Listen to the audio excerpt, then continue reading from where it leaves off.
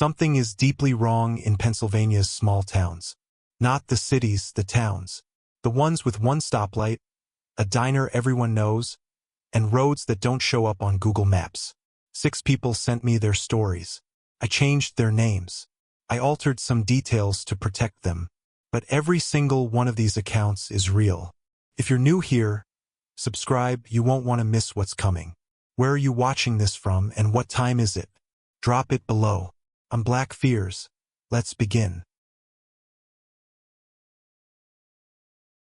I almost didn't notice it the first time. It was a Tuesday in late October, the kind of night where the fog comes down off the endless mountains so thick you can't see the tree line from the road. I was driving home from my shift at the distribution center off Route 6.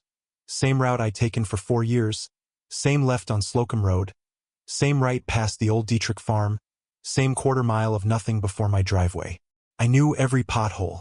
I knew exactly when to slow down before the sharp curve near the creek. I knew that road the way you only know a road when you've driven it half asleep more times than you can count. That night, there was a car behind me. I didn't think anything of it. People live out there. Not many, but some. The Holloways had a place about 2 miles past mine.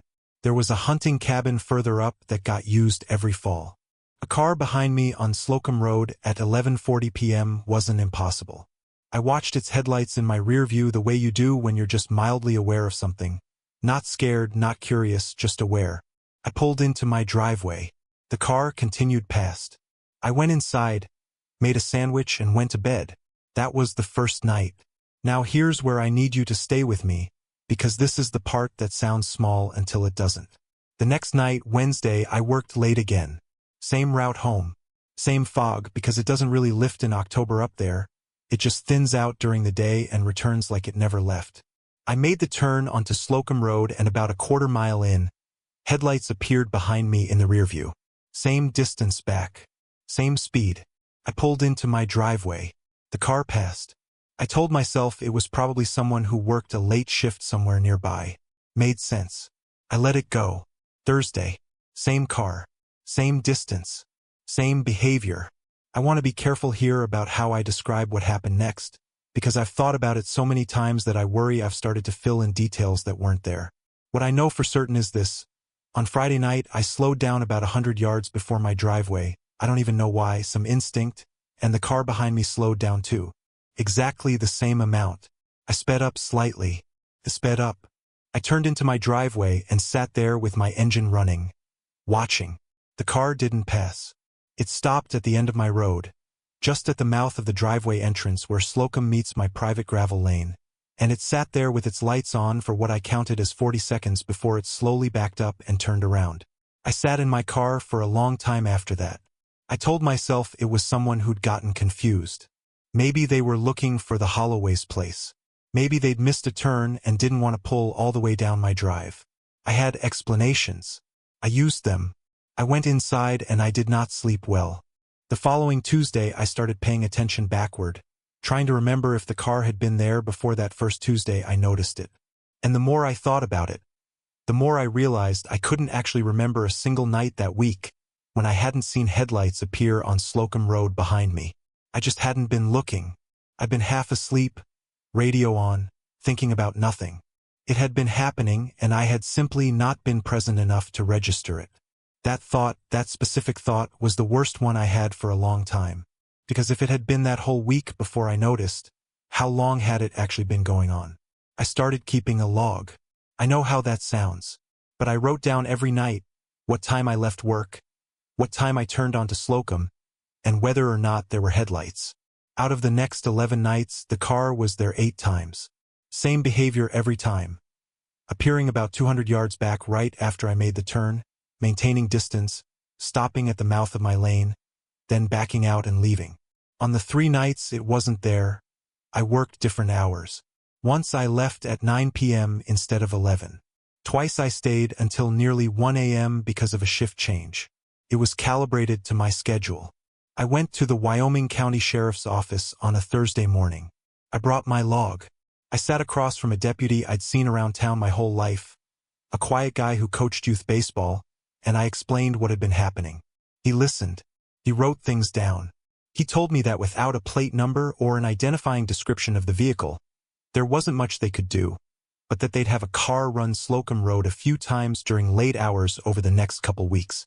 He wasn't dismissive. He just couldn't do more than that with what I had. I understood. I started taking photos. The next night the car appeared. I waited until it stopped at the end of my lane and I got out of my car with my phone. I started walking toward it.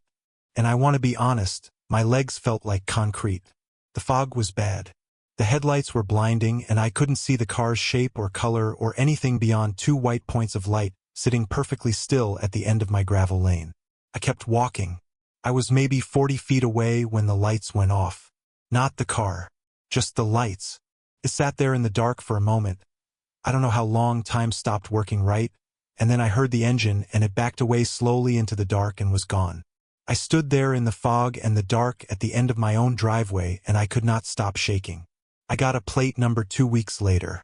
A neighbor 2 roads over had a trail camera mounted on a fence post near the intersection. She used it for deer, and she'd captured the car passing her property several times on nights matching my log. The sheriff ran the plate. I was told only that the registered owner had been identified and that I would be notified if charges were pursued. I was never told who it was. I was never told if charges were ever filed. I moved out of that house the following spring, not because I was forced to, but because I could not stop doing the math, counting back through months of late-night drives, trying to figure out the first night the lights had ever appeared behind me on Slocum Road. I never figured it out. That's what I think about when I can't sleep. Not who it was. Not why. Just the fact that something was watching long before I ever thought to look back. And I will never know for how long. We didn't tell anyone what we actually saw. Not the full version. Not even our mother. It was the second weekend of September, that specific window in central Pennsylvania when the heat finally breaks and the river does this thing where it turns a kind of flat silver in the morning light and everything smells like wet stone and dying leaves. My brother and I had been kayaking the Susquehanna since we were kids. We knew that stretch between Sunbury and Shamokin Dam the way most people know their own neighborhood. Every gravel bar, every submerged boulder, every place where the current goes strange and pushes you sideways if you're not paying attention. We'd done it maybe 60 times over the years. We were not the kind of people who spooked easily on that river. We put in at the Sunbury boat launch just after 7 in the morning. There was no one else there. The parking lot had that abandoned quality it gets in September. Summer crowd gone, hunting season not quite started, that in-between feeling like the whole county is holding its breath. We loaded the kayaks, checked the water level on the gauge post, and pushed off. The plan was a lazy 6-mile float down to the Shamokin Dam access point where we'd stashed my truck the night before. No fishing that day, just moving. We hadn't done that in a while, just moved without a reason.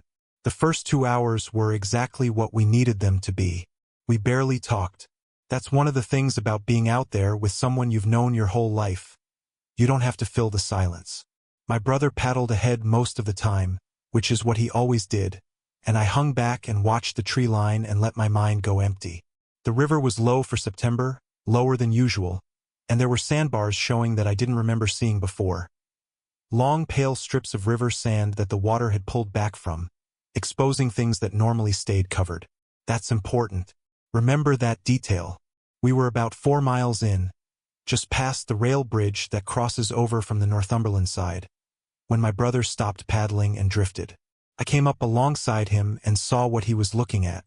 On a sandbar about 30 yards off the right bank there was something large and dark, half in the water and half out of it. The way it was positioned, one end submerged, the rest draped across the sand. My first thought was deer. A big one. It had the right general shape in the sense that it was roughly the right size and it had a quality of limpness that you associate with something that has been dead long enough for the muscles to stop holding any form. We paddled toward it. I don't know why. That's one of the things I've turned over many times since then, why we paddled toward it instead of past it. I think it was just instinct. You see something on the river, you check on it. That's what river people do. We grounded the kayaks on the near edge of the sandbar and got out. I want to slow down here because I think the way I've told this story before, in the quick version, the version you tell at a bonfire to make people uncomfortable, I've skipped over the part that actually mattered most. The part that wasn't dramatic. The part that was just wrong in a quiet way that took me a long time to find words for. It was not a deer. I knew that before I was even fully out of the kayak. The shape was wrong in ways I couldn't immediately name. Deer that have been in water for a while lose their definition, bloat, become almost unrecognizable. I knew that, I'd seen it before. But the wrongness here wasn't about decomposition. It was something more structural. The proportions. The way it was lying. There was a length to it that didn't fit the animal I was trying to make it into. My brother reached it first. He stood over it for a moment and didn't say anything. Then he turned around and looked at me, and his face had done something I hadn't seen it do since we were children. It had gone completely still in the way faces go when the brain is working very hard and very fast and hasn't decided yet what expression to produce. He said, "We need to go. Not we should call someone. Not look at this. Just, we need to go." And I trusted that. I have trusted that instinct every day since. We got back in the kayaks. We paddled the remaining 2 miles to the access point without speaking. At some point during those 2 miles I realized my hands were shaking, not from cold, and I focused on the paddle strokes to make them stop. The sky had gone from silver to a flat gray, and the river had that still quality it gets before the wind picks up, like it's waiting for something. We got to my truck. We loaded the kayaks. My brother sat in the passenger seat for a long time before he said anything. What he said was, "I think someone's family is looking for them." I asked him what he meant by that. He said he didn't want to talk about it. And here's the thing, and this is the part that I think matters more than anything else I've told you. I didn't push him. I knew what he meant. I had seen the same thing he had seen, and I had been standing there doing the exact same thing he had done, which was trying to find a different explanation that would let us both drive home and eat lunch and watch football and not have to be people who had seen that thing on that sandbar on that September morning. We stopped at the Weiss Markets on Route 11 on the way back through Sunbury. We stood in the parking lot, and I called the Northumberland County non-emergency line, and I told them that we had seen what appeared to be. And I remember exactly how I phrased it because I rehearsed it twice in my head before dialing. What appeared to be human remains on a sandbar approximately 4 miles downstream from the Sunbury boat launch, on the eastern bank, just past the rail bridge. The woman on the line asked me to repeat myself. I repeated myself. She asked if we were still on scene. I told her we had left. She asked for my name and number, and I gave them. She told me someone would be in touch. Someone was in touch 2 days later. A county detective called my cell and asked me a series of questions. Time of day, exact location as best I could describe it, whether we had touched anything or taken photographs. I answered honestly. I told him we had not touched anything and had not taken photographs. He thanked me and said they would follow up if they needed anything further. They never called again. I looked at every local news outlet I could find for the next 3 weeks. The Sunbury Daily Item, the Northumberland County Pages, the PA State Police Blotter. I set a Google alert for the area. I checked it every morning before work. There was nothing. No report of remains found. No missing persons case closed. No mention of the river, the sandbar, any of it. I still check sometimes. Not every day anymore, but sometimes. My brother and I have talked about it twice since it happened. Once about 6 months after, once about 2 years after. Both times we got to a certain point in the conversation and then just stopped. Not because we ran out of things to say, but because we both understood that saying the rest of it out loud wasn't going to change what we saw or explain why no one ever seemed to find it, and it wasn't going to answer the question that sits underneath all of it, which is this: that river was low that September, lower than normal. Those sandbars were exposed because the water had pulled back further than usual. Whatever was lying on that sandbar had either been there a long time and the receding water had just revealed it, or it had been placed there knowing the water was low and the bars were visible and someone might find it. And I cannot decide which of those two possibilities is worse. What I know is that my brother has not been back to that river. Not once in the years since. He sold his kayak the following spring, told me he just wasn't into it anymore. He said it casually. He did not meet my eyes when he said it. I go back sometimes. I don't know why. I always put in at Sunbury. I always pass the rail bridge. I always look toward the eastern bank. The sandbar is always empty. I don't know if that makes me feel better or not. She told me the basement was for prayer. I believed her for 6 weeks. I found the room through a flyer posted on the bulletin board outside the Milheim post office. The small corkboard one? The one locals use for yard sales and lost cats and firewood for sale by the cord.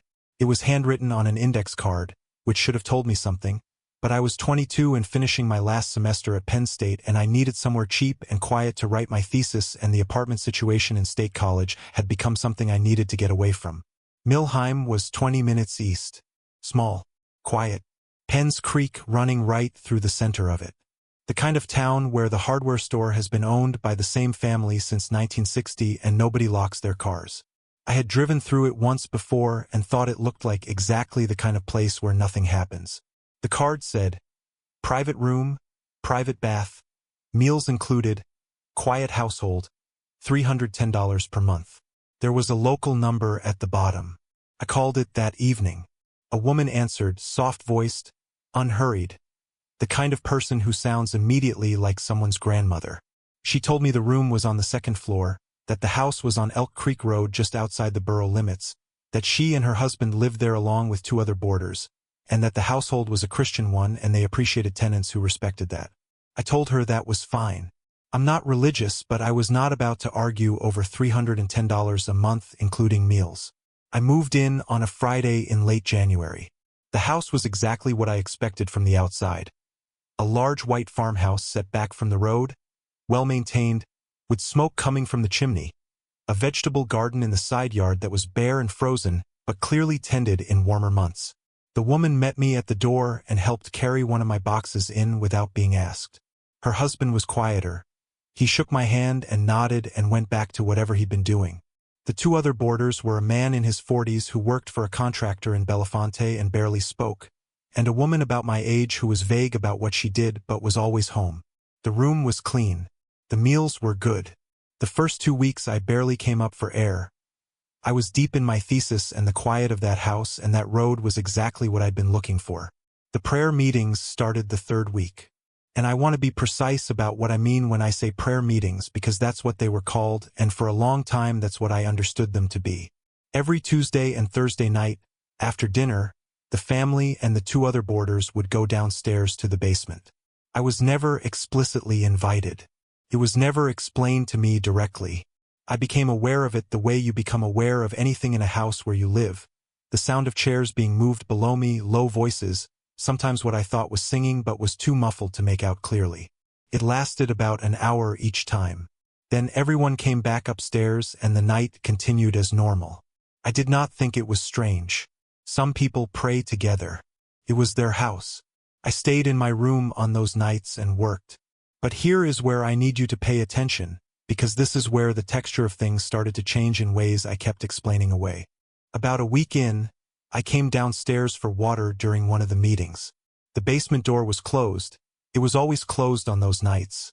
And as I passed it on the way to the kitchen, I heard something that stopped me in the hallway. Not the sound itself exactly, but the absence of variation in it. Whatever was happening in that basement, the vocal rhythm of it was completely uniform.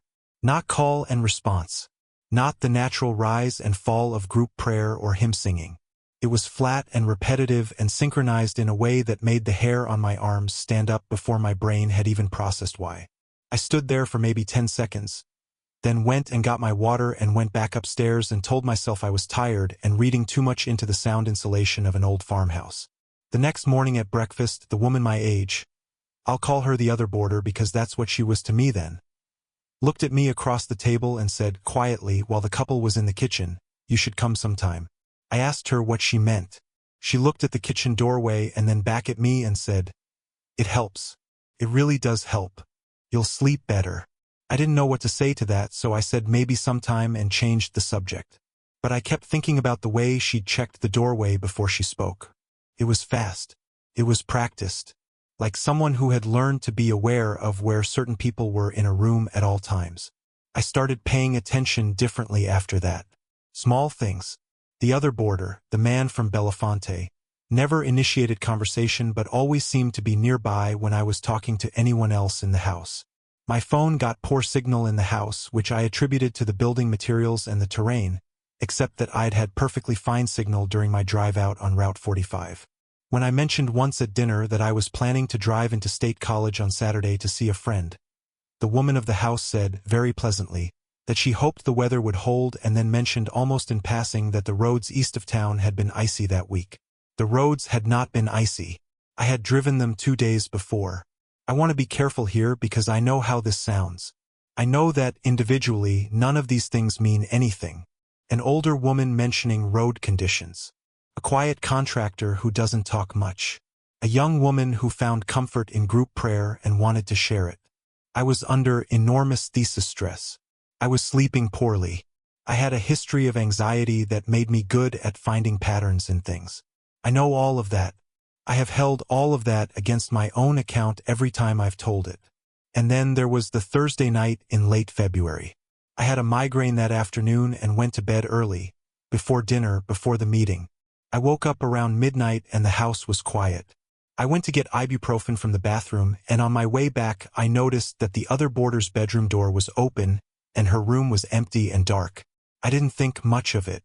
Maybe she was in the kitchen. I went back to bed. What woke me the second time I can't fully explain. It wasn't a sound, exactly, or it was a sound but one that didn't register consciously as alarming until I was already sitting upright in bed. A low vibration. Through the floor. Not mechanical, not the furnace, not pipes. The rhythm of it was the same thing I'd heard through the basement door. But it was later than the meetings usually ran. It was after 1 in the morning. I sat in my bed and I listened to my floor hum, and I made a list in my head of everything I had noticed over the past 6 weeks. And for the first time I let myself put the items on that list next to each other without immediately explaining each one away. The synchronized voices. The checking of doorways. The discouraged signal. The invented icy roads. The other boarder's face when she said it helps, it really does help, and the specific quality of her eyes when she said it. Not enthusiasm, not warmth, but something that looked more like relief at the idea of company. I packed 1 bag that night. Just one, the important things, laptop, external drive with my thesis, documents, 1 change of clothes. I left everything else. I carried the bag down the stairs slowly, testing each step the way you do when you are trying not to exist inside a house. The basement door had a thin line of light under it. I did not stop. I went out the front door and got in my car and drove to Route 45 and kept driving until I hit State College, and I called my friend at 1:30 in the morning and told her I needed somewhere to sleep. She asked me what happened. I told her I'd explain in the morning. In the morning I couldn't explain it. Not in a way that sounded like anything other than a stressed graduate student who'd spooked herself in an old farmhouse in the middle of winter. My friend listened and nodded and was kind about it, and I could see her calibrating, trying to decide how worried to be versus how much to attribute to sleep deprivation and thesis pressure. I went back to State College. I finished my thesis. I told the story maybe 3 times in the years after, each time a little more abbreviated, each time watching the faces of the people I told it to do the same calibration my friend had done. What I have never been able to fully explain, not to them, not to myself, is why I left in the middle of the night with 1 bag instead of going back to sleep and leaving politely in the morning. I am not a dramatic person. I do not make impulsive decisions. I had a lease arrangement and belongings in that room, and no concrete reason I could have written down on paper to justify what I did. Except that when I made that list in my head at 1 in the morning with my floor humming beneath me, 1 item on the list sat differently from all the others. It was the first thing the woman had said to me on the phone when I called about the room. Before the price. Before the location. Before anything practical. She had said, "We've been looking for the right person for a while now." I had thought she meant the right tenant. I no longer think that's what she meant. My grandfather saw it first. He never called it a monster. He just called it the skinny man, the way you'd refer to someone you'd seen around town enough times to give them a name but not enough times to know anything about them. He grew up in Centralia before the fire. That's important context for people who don't know the town. Centralia, Columbia County. A borough that used to have over 1,000 residents and a main street and a Catholic church and a little league field, and now has almost no one because in 1962 a coal seam beneath the town caught fire and never stopped burning. The ground there has been on fire for over 60 years. The state bought out most of the properties and demolished the houses through the 80s and 90s. The roads cracked and buckled. Carbon monoxide started coming up through the floors. People left. The town became a place that exists on maps but not in any way that feels real when you're standing in it. Just empty lots where houses used to be, street signs marking intersections that lead nowhere, and smoke rising out of the hillside in thin white columns like the earth is exhaling. My grandfather left Centralia in 1981 with my grandmother and my father, who was 7 years old at the time. He never went back, but he talked about it. Not obsessively, not with grief exactly. More the way people talk about a chapter of their life that closed in a way they didn't choose and never fully accepted. He talked about the neighbors and the church and the way the town smelled in summer before the fire got bad. And sometimes, not often, he talked about the skinny man. The first time he mentioned it, I was maybe 10 years old. We were sitting on his porch in Bloomsburg, about 15 miles east of Centralia, and he was in that late evening talking mood that old men get when the light goes a certain way. He said it almost incidentally. We'd been talking about the mine fire, about how the ground used to be warm underfoot in winter near the vents, and he said, that's where you'd see him sometimes. Near the vents. The skinny man. Walking through the smoke. I asked him what he meant. He said there was a figure that people in Centralia used to see near the smoke vents on the hillside above town. Tall, he said, very tall, taller than made sense. And thin in a way that wasn't right, like the proportions were off, like whoever or whatever it was had been stretched slightly in one direction. He said it moved slowly and that the smoke made it hard to see clearly, which was maybe the point. He said he had seen it twice himself, both times in the evening, both times near the vent openings on the slope above Park Street. The second time he saw it, he said, it had stopped moving and appeared to be facing him. He said this without drama. That's what I remember most. He wasn't performing a ghost story. He was recounting a detail the way you recount weather from a particular day, factually, from memory, with the implicit understanding that weather is simply a thing that happens and you note it and move on. I asked him what he thought it was. He picked up his coffee cup and looked at it for a moment and said, I think it's been there longer than the town was. I think the fire just gave it somewhere to stand. I thought about that for 20 years. I went to Centralia for the first time when I was 19 with 2 friends from high school who treated it the way most young people treat it, as an attraction, a curiosity, a place to take photographs of the cracked road and the smoke vents and post them online. And it is photogenic in a deeply unsettling way. The famous section of old Route 61 that got shut down and bypassed is still there, buckled and spray-painted and slowly being reclaimed, and the vents on the hillside still exhale that thin white smoke, and the remaining streets still have their signs even though most of the addresses they mark are just flat rectangles of foundation hidden under 20 years of weeds and sumac. It looks like a town that had the life quietly pressed out of it, which is more or less what happened. I didn't see anything that first visit. We walked around for 2 hours and took our photographs and left before dark because one of my friends had a thing about being there after sunset and I didn't argue. I thought about my grandfather's story, but only in the way you think about a story when you're standing in the location it was set, with mild curiosity at a comfortable distance. The second visit was 12 years later. I was 31. I went alone. I want to be honest about why I went back alone, because I think the honesty matters. I had been having a difficult year. My grandfather had passed away the previous spring, and in going through some of his things I had found a small notebook, the kind with the black and white marbled cover, that had a single entry in it near the back, written in his handwriting, dated 1979. 2 years before he left Centralia. It said, saw it again tonight on the slope above the Oddfellows Cemetery. It was closer than before. I don't think it's curious about the fire. I think the fire is why we're still here and it knows that. I don't know what he meant by that last sentence. I have turned it over many times. I think he meant that the fire was the reason the town hadn't been fully abandoned yet in 1979, evacuation was still years away, and that whatever he believed the skinny man to be, he felt it had some relationship to that prolonged presence of people in a place that was becoming uninhabitable. Like it was waiting for something the leaving would bring. That notebook is why I went back alone at 31. I wanted to stand in the place my grandfather had written about and feel whatever there was to feel and either put the story to rest or understand it better. I am aware of how that sounds. I am a reasonably grounded person. I work in insurance. I do not go looking for things that aren't there. I parked on the edge of town around 5:30 in the afternoon in early November. The light in Centralia in November is specific, flat and gray and directionless, the kind that makes it hard to judge distance. The remaining trees had lost most of their leaves, and the hillside above the old cemetery was open and visible in a way it wouldn't have been in summer. I could see 3 vent openings from where I stood, each one producing that thin white smoke that rises and then flattens and drifts east when the wind is right. I walked up toward the cemetery. The ground near the vents is warm, noticeably, strangely warm, and the grass around them is a different color than the grass further away, yellowed and sparse, like something underneath is slowly drawing the life out of it upward. I stood near the first vent and watched the smoke for a while. The smell is sulphurous in a faint way, not overwhelming but present, the way you become aware of it gradually rather than all at once. I stayed up there for about 40 minutes. Nothing happened. The light continued to flatten. I decided to walk back to my car before it got fully dark. I was about 100 yards from the car, on the remains of a street that used to be called Locust Avenue. The sign is still there, slightly tilted, spray-painted over by someone years ago when I stopped walking. There was something on the slope above the cemetery.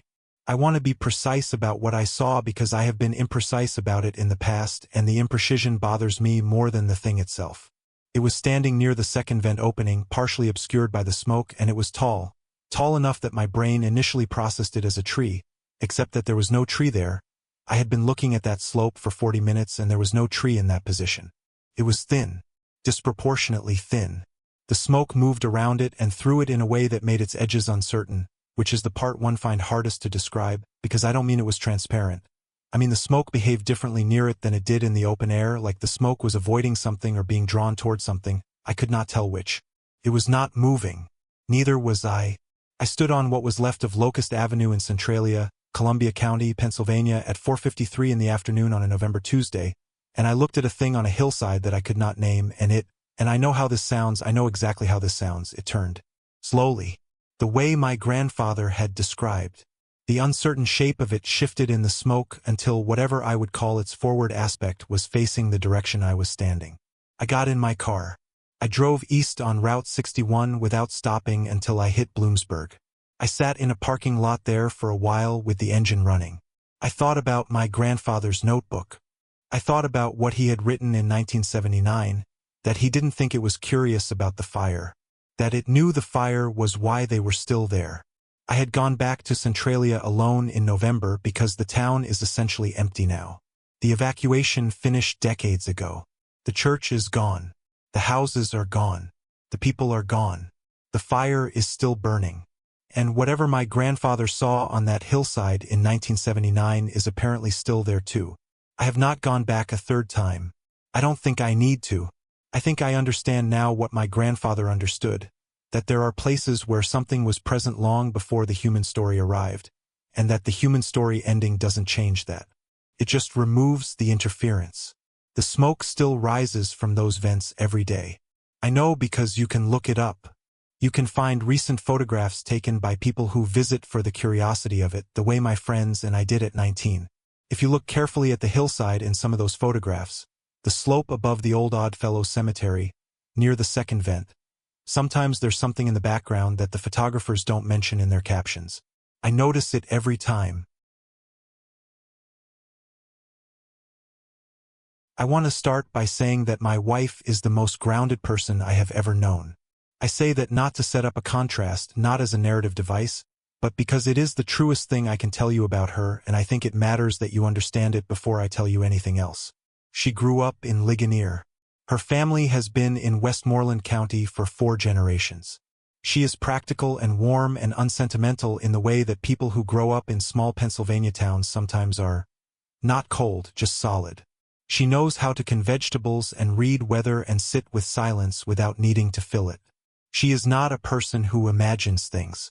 She is not a person who has ever, in the 15 years I have known her, done anything that I would describe as unpredictable, which is why it took me so long to accept that something was wrong. It started in January, that specific, particular January that Western Pennsylvania gets. Not the dramatic cold of December, not the cautious thaw of March, but that flat, gray, relentless cold that settles into the Laurel Highlands and just stays week after week, the kind that makes the fields behind our house look like old photographs of themselves. We had lived in our house on the edge of town for 6 years. It's a quiet road, maybe a quarter-mile off Route 30, backing up against the woodline that eventually opens into Lynn Run State Park territory. We liked the privacy.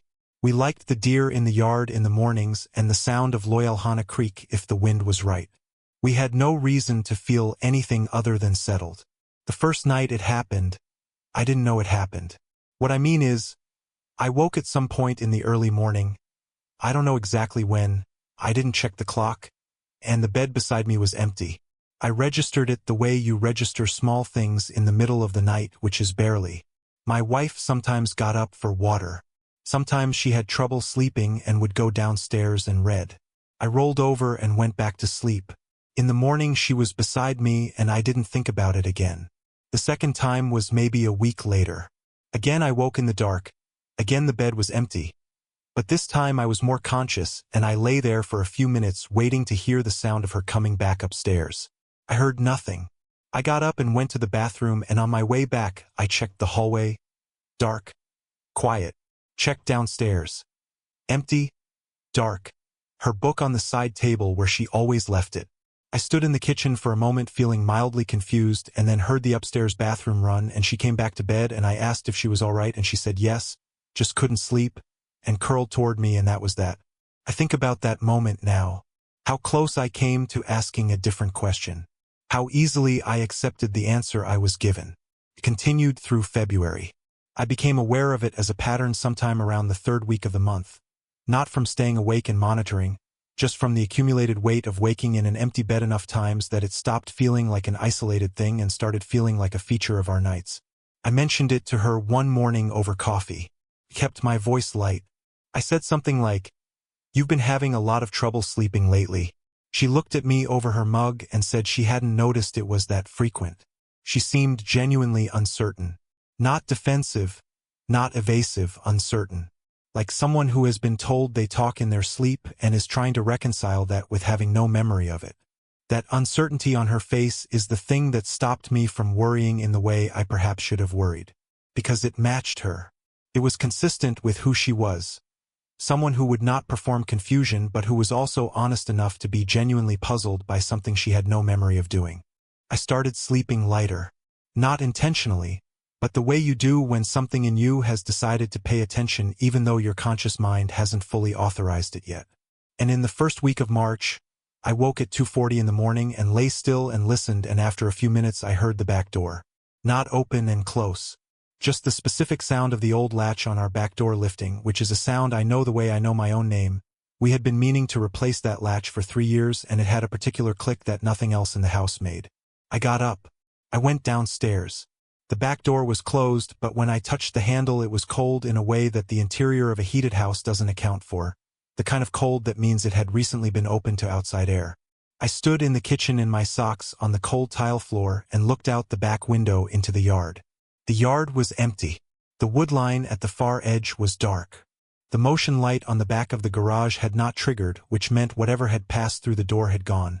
If it had gone across the yard, slowly enough or at an angle that avoided the sensor range. I went back to bed. My wife was there. She was asleep. Her feet, when I touched them, were cold. I did not sleep again that night. Here is where I have to tell you about our neighbor because he is the reason I know what I know, and also the reason I have spent the years since wishing I could unknow it. He lives about 200 yards east of us, in a house that sits just at the edge of the same woodline. He is a retired man, quiet, the kind of neighbor you wave to and occasionally help with firewood stacking and otherwise leave in peace. He had a trail camera mounted on a fence post along his property line. He'd put it up 2 years before to track deer movement, thinking about hunting, and then never actually hunted but left the camera because he liked watching the deer. His property line ran about 60 yards behind our backyard. In the third week of March, he knocked on our front door on a Saturday afternoon, and when I answered he had an expression I didn't know how to read. Not alarmed exactly, but careful. The face of someone who has decided to say something and is in the process of committing to that decision. He said he'd noticed something on his trail camera that he thought I should probably see and asked if I had a few minutes. I want to stop here for a moment, because what I am about to tell you is the part of the story that I have told only twice before, once to my wife and once to a doctor. And both times I have found that the telling requires something from me that I don't fully recover afterward. So I want you to understand that what follows is not something I have any interest in embellishing or dramatizing. I am telling you what was on that camera. He showed me on his phone. The footage was time-stamped, March 7th, 2:51 a.m. The camera was a decent one, infrared night vision, the kind that captures in that greenish-gray that makes everything look slightly otherworldly even when nothing otherworldly is happening.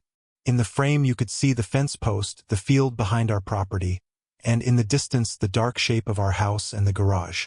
The motion trigger had activated on something moving through the field. It was my wife. She was walking slowly across the field in the direction of the woodline. She was wearing a white nightgown. She didn't own a white nightgown. I had never seen that garment before that moment, and I have never seen it since. Her arms were at her sides. Her pace was completely even, no variation, like something moving on a track rather than a person walking across uneven frozen ground in the middle of the night. She reached the woodline and did not slow down and walked into the trees. The camera recorded for another 45 seconds before the motion timer cut out. She did not come back out of the trees in that footage. My neighbor said the camera had logged 6 separate motion events in the past 3 weeks, all between 2 and 4 in the morning, all the same figure crossing the same field in the same direction. I asked him when the most recent one was. He said, 3 nights ago. 3 nights ago I had woken at 2:40 and heard the back door latch and found her in bed with cold feet. I need to tell you that my wife has no memory of any of it. None. We have been to doctors. We have had sleep studies. The clinical explanation offered was parasomnia, a category of sleep disorder that includes sleepwalking, which can present in adults under stress and can involve complex behaviors with zero conscious awareness. It is a real thing. It is a documented thing. I have read everything I can find about it. I have held that explanation up against the footage on my neighbor's phone every day since March. What I cannot reconcile, and this is the specific thing that the clinical explanation does not reach, is the nightgown. Because parasomniacs do not dress themselves in garments they do not own before walking into the woods at 3 in the morning. The clothing a sleepwalker wears is the clothing they went to bed in. We have gone over this many times, my wife and I, and she is as bewildered as I am, and I believe her. I completely believe her, and that belief does not solve anything. We still live in the house on that road outside Ligonier. The episodes stopped in April as suddenly as they started. The woodline behind our property looks exactly the way it always looked in every season. My wife sleeps through the night now. I checked with my neighbor last spring. He still has the trail camera on the fence post. He said he reviews the footage every few days. He has not seen anything since. I don't know whether that should make me feel better. Most days I think it does. And then some nights I lie awake in the dark listening to the old latch on the back door, and I think about 6 motion events in 3 weeks, and I think about a white nightgown that came from nowhere and went back to nowhere, and I think about the woodline at the edge of the field in the dark. And I find myself wondering not whether it will happen again, but whether, if it does, I actually want to know what's in those trees. I almost deleted the footage. I want to say that up front because I think it matters. I almost deleted it without watching it, the way you clear out your phone camera roll on a Monday morning without looking too hard at anything. And if I had done that, I would have spent the rest of my life thinking what happened in Michaux was just a bad night in the woods and nothing more. I didn't delete it. I watched it. And now I am a person who knows something I cannot unknow, which is its own particular kind of weight to carry. I had been solo hiking for 3 years before that trip. I want to establish that because I think the assumption people make when a woman says she went alone into backcountry woods and something frightened her is that she was inexperienced, unprepared, the kind of person who mistakes a raccoon for something sinister and convinces herself of a story. I was not that person. I had done solo overnights in Rothrock, in Bald Eagle, twice in the Poconos. I knew how to read a topo map and set up camp in the dark and manage the specific psychology of being alone in a forest at night, which is its own skill, learning to let the sounds be what they are without your brain reclassifying them into threat categories every 30 seconds.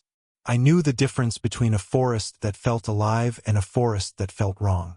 Michaux State Forest sits in the South Mountain Range in south-central Pennsylvania, Franklin and Cumberland and Adams counties. Nearly 85,000 acres of mixed hardwood and ridge terrain that most people outside the region don't know well. It doesn't have the tourist infrastructure of some of the other state forests.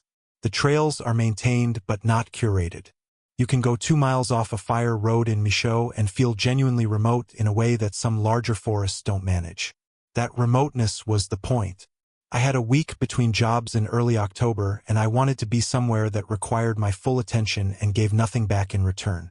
I went in on a Tuesday, parked at a small gravel pull-off on Michaux Road, shouldered my pack, and started south on a route I had planned from the topo map, about 4 miles into a flat area near a seasonal stream that looked good for a tent site, 2 nights, then back out Thursday morning. The weather forecast was cold and clear. The leaves were at near peak, that specific October palette that southern Pennsylvania does better than almost anywhere. Deep orange and burgundy and a yellow so saturated it looks artificial in afternoon light. The first day was perfect. I say that not as setup but as fact. It was genuinely a perfect hiking day, and I want to be honest about that because I think the good hours matter as context for what the night became. I found the campsite exactly where the map suggested it would be. The stream was running. I set up my tent on a flat shelf of ground above the waterline, cooked on my small stove, and was in my sleeping bag reading by headlamp before 8. The temperature dropped fast the way it does in October in the mountains, and I could hear the wind moving through the ridge above camp, but down in the hollow where I was sitting it was still and quiet. I fell asleep around 9:30. I woke up at some point in the deep middle of the night, and I knew immediately, and without any transitional confusion, that something was different. Not wrong yet, just different. The wind had stopped. That was the first thing.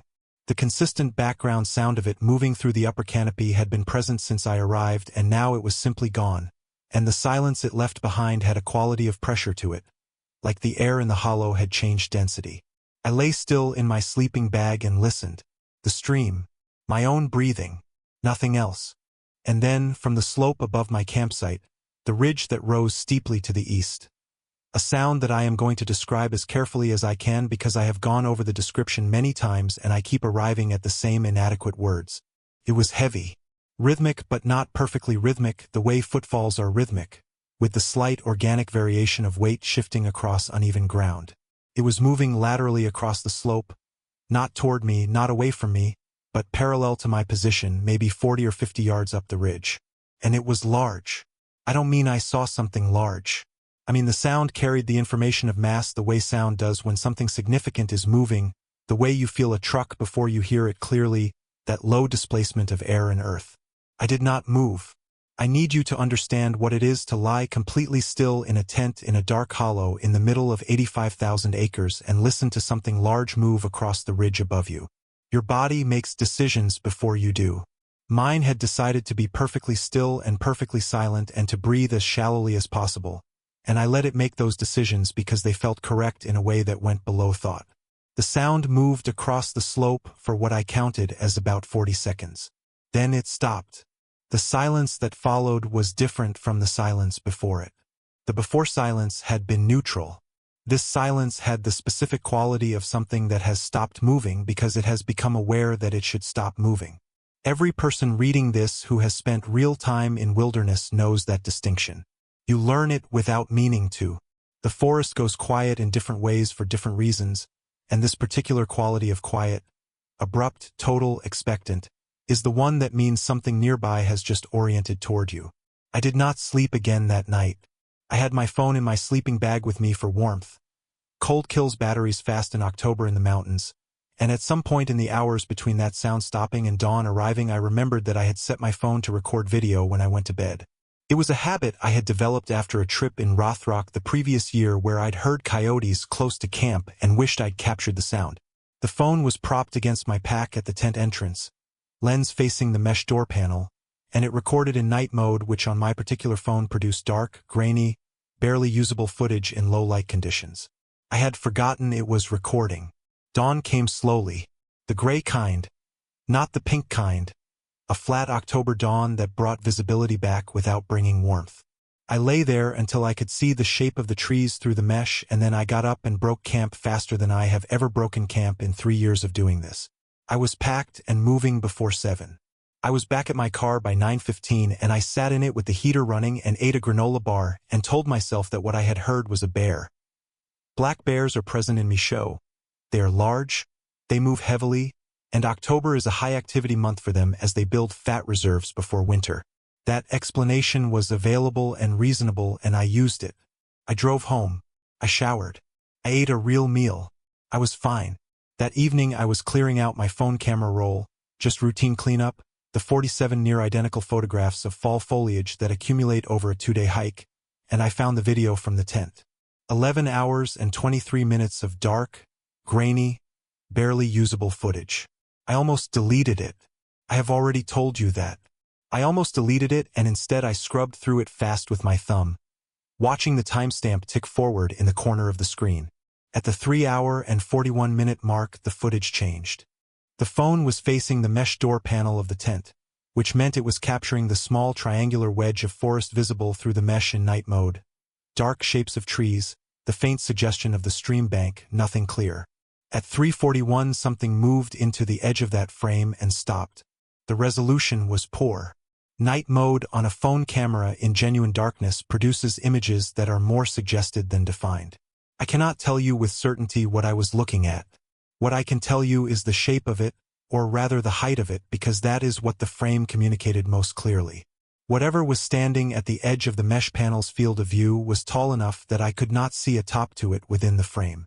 The camera was propped at ground level, facing slightly upward, and whatever was outside my tent door extended beyond the upper boundary of the shot.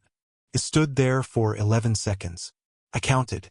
Then it moved out of frame in the direction of the ridge. 11 seconds. I have shown that footage to 2 people. One told me it was a tree. I pointed out that the trees in the frame were stationary reference points, and the shape in question was not stationary and was not there before 3:41 and was not there after 3:41, and no wind was blowing. She looked at the screen for a long time after that and didn't say anything else. The second person watched it twice and then handed my phone back and said, "I don't think you should go back there alone." I haven't gone back. Not to that specific area.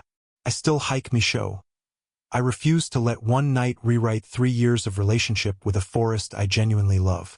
But I stay on the western side now, below the ridgeline, closer to the fire roads. I still have the footage on my phone. I haven't deleted it, and I haven't shared it publicly, and I'm not sure I will. Partly because I know what the comment sections do to things like that, and partly because I have watched it enough times now that I have stopped being certain about what I needed to prove. What I heard on that ridge was real. My body's response to it was real. Those things do not require the footage to be true. But the footage is there. 11 seconds at 3:41 in the morning in Michaux State Forest in October. Something tall at the door of my tent while I lay 12 inches away and listened to a forest hold its breath. I go back and forth on whether it knew I was inside. Most days I tell myself it didn't. 6 stories. That's everything that was sent to me. I changed the names.